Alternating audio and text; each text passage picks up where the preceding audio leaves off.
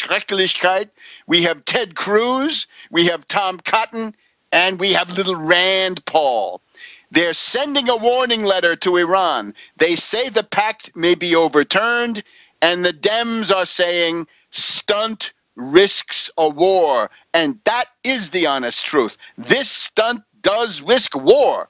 Again, for the simple reason that if you can't make a peace deal, you're at the mercy of whatever winds may drive you in the direction of war. So when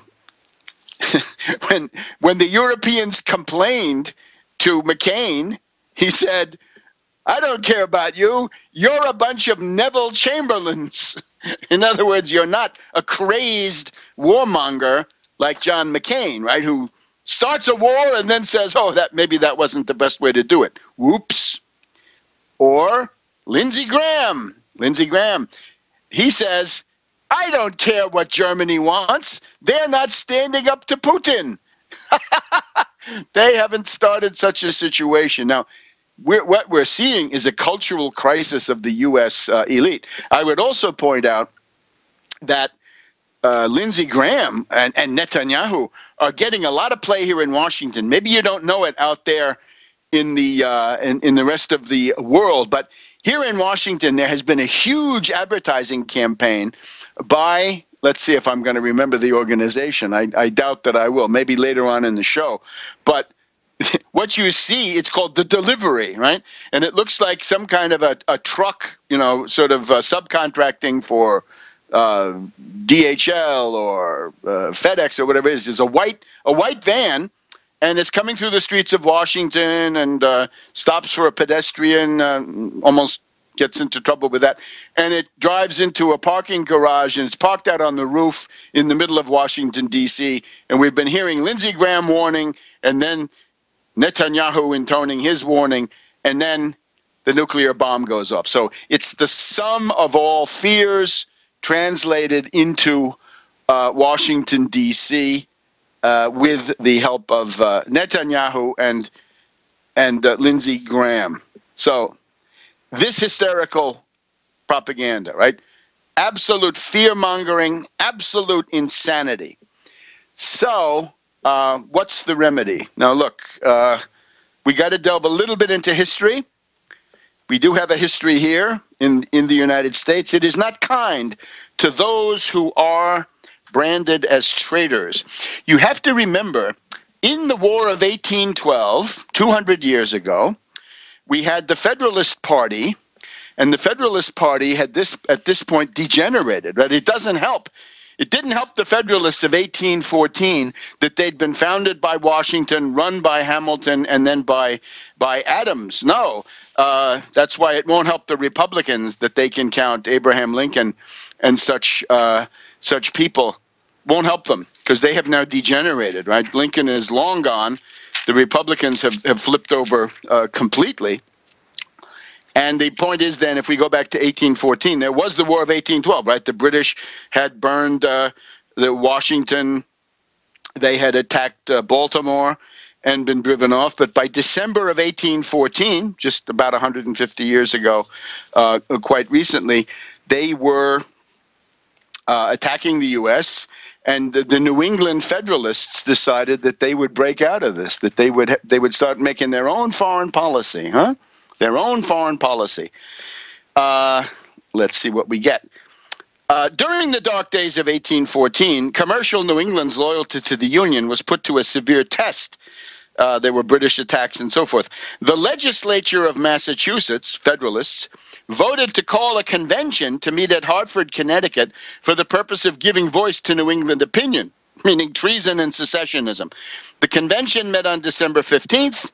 They did reject narrowly a plan that savored of secessionism, but they condemned the multiplied abuses of past administrations and acts of Congress in violation of the Constitution. Isn't it amazing that when secessionism and treason come, they wrap themselves in the Constitution? The Hartford Convention maintained the right and duty of a state to interpose its authority in cases of deliberate, dangerous, and palpable infractions of the Constitution, But don't overdo it. You can't fly into open rebellion on every single one. Now, the war ended. Prosperity returned to New England. The proponents of the Hartford Convention soon became eager to forget what they had done, Republicans, but since the convention had been primarily the work of Federalists, the Republicans, meaning the other party, were able, not the Republicans of today, the Democratic Republic, sort of the Jeffersons, right, the Democrats, were able to charge the party of Washington and Adams with treason and virtually to force it from the political scene. The Federalist Party was destroyed as a result of treason expressed in the Hartford Convention. And I haven't done an exhaustive check, but I would say that's certainly one of the leading examples of what happens in American politics when you become the party of treason and the party of sabotage. So it is the duty of every right-thinking person, anywhere you are in the world, to help the Republican Party down this path to its ultimate extinction and liquidation. And then we'll get on with splitting the Democrats. Back in a minute. Be on your show. I'm excited today. I tell you, I've been doing some work, my homework, and getting everything done. And Webster, I just want to say that, you know, that we're moving forward and we're going to fight this monster and defeat this monster. We go back to court April the 14th, and we got to be ready because that juror incident is so big, but I can't see them ruling in our favor on that note. I don't believe that's going to happen because it'll be too much like right. And you're dealing with a system that consists of a criminal enterprise, and it's been running this way for years. So why would they change all of a sudden? I don't see it. But we're going to continue to fight and look forward to the appeal court when I get a chance to get this appeal bond and be ready to roll.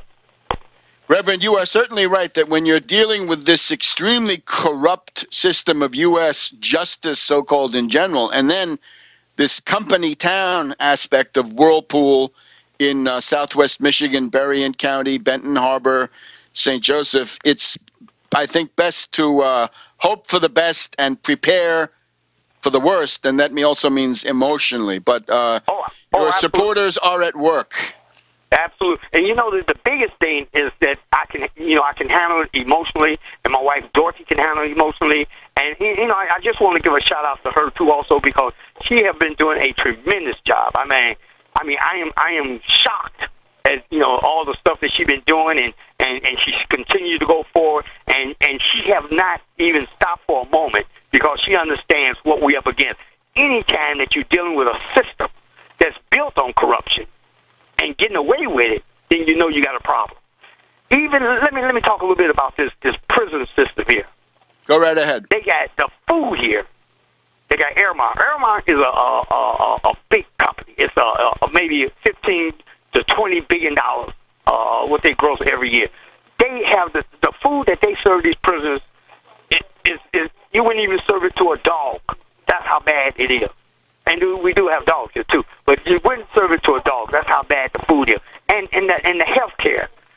What they try to do here is the biggest money-making thing that I ever seen in my life. You got the Bush family, you got all these guys, the ex-presidents. They got stock in this stuff, and they've been shooting for this stuff, and they're controlling this thing, the transportation. See, I call it the transportation travel board, because what they do, they torture you when they take you all across the country, and that's what they've been doing. But even though they convicted me with that lynch mob, I am still going to win. We are going to win. When I win, it's going to be for the people. It's not going to be for Reverend Payton. It's going to be for the people, because that's what I'm fighting for, and that's what I stand for.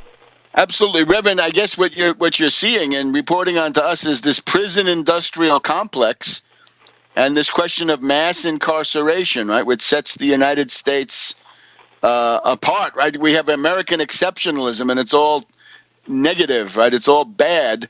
The highest absolutely. Percentage of incarceration of anybody, and the black community even worse. Absolutely. And here's the thing: we're getting close to 3 million now. You know, they said 2.3. They said that at one time, but that was almost 5 years ago. We're getting close to 3 million people in prison, more than China, who has 1 billion people. And they said that they have violated so many people's human rights. This country has violated people's human rights like nothing before. We got guys here, where I'm at right now, that has been here over 50 years. And nobody ever say anything about these guys. These guys, some guys, if you're 70 years old, 75 years old, you're not going to commit another crime. You're not going to do whatever they should be going home. We got a lot of senior citizens here who need to be going home, but the world is so intimidated and afraid because the news media say that if you let them out, they're going to come and kill your children and your wife. That's what they tell people, and that's what they put the fear into the people. But I tell you one thing.